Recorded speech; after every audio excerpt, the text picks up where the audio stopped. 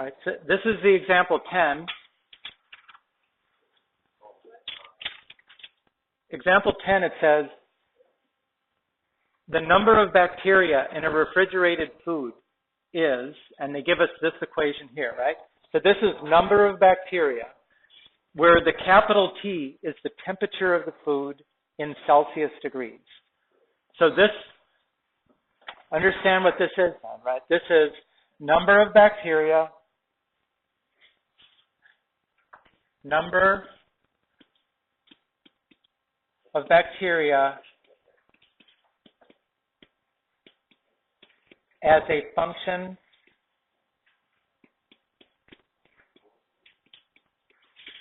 of temperature. So you tell me what the temperature is, I'll tell you how many bacteria you should expect. Temperature. Okay, what is that supposed to tell us? This 2 less than or equal to T less or equal to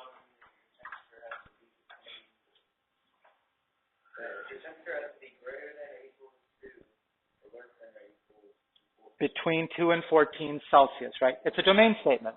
They're telling us that you don't want to use this equation if your temperature is less than 2 or if it's greater than 14. It might not be accurate, okay? Okay, then they tell us, the next part says, when the food is removed from refrigeration, then the temperature of the food depends on how long it's been out of the refrigeration. And this is an equation, which is the capital T is the temperature. The small t is the number of hours that it has been outside of a refrigerator. Right, so this equation is temperature as a function of time. That's what we're going to do next. That's a composition. Temperature as a function of time. And again, we've got another domain statement here, which is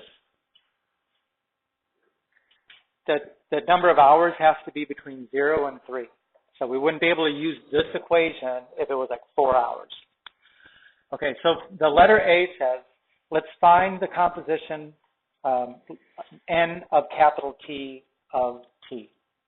Okay, so what should I do first?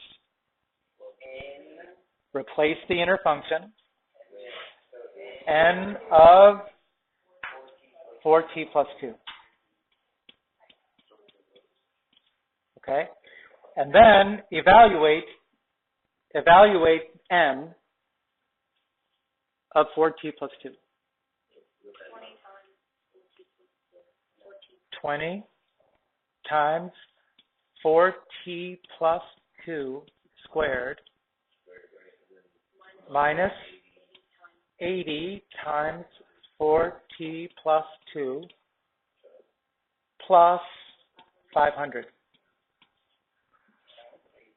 And as much as I love to FOIL really complicated things, I'm just going to copy what their answer for that. 320t squared plus 420. 320t squared plus 420. Okay. So that if you simplify everything, that ends up being the N of t is that expression there. Okay, now what does this expression represent? Remember what I said here. This one was the number of bacteria as a function of temperature, and this is temperature as a function of time. What's this? That represents the number of bacteria as the time. Yeah, this is the number of bacteria as a function of time now.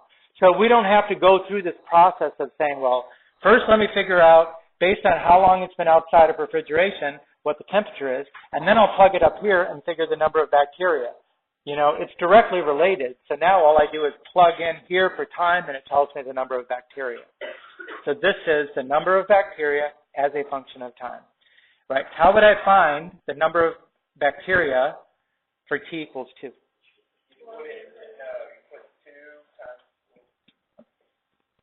N of t of 2 means replace the t with 2.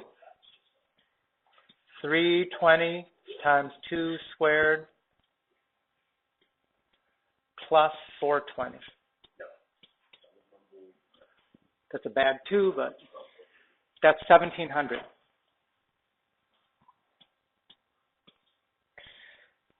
Okay, and the last is, how could we figure out, question? That's a 2. How can we figure out when will there be 2,000 bacteria? What are they asking us to do? 2,000 equals 322 squared. Okay, in the place of n, right, or here, in the place of that, put 2,000. So it should look like this. 2,000 equals 320p squared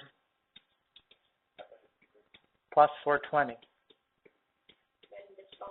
And then just solve for t, right? Subtract 420, divide by 320, take the square root. And if you do that, you're going to get that the time is, I think they said 2.2 hours. Understand that the very last step of solving that equation, you took a square root, and you know that when you take a square root that you have a plus and a minus. But the minus is not in the domain, and it actually doesn't have any real physical meaning to say, what would be the temperature at a negative time? I mean, what did it mean before you took it out of refrigeration? So we would have gotten rid of the minus part of the square root anyways, but that is the answer.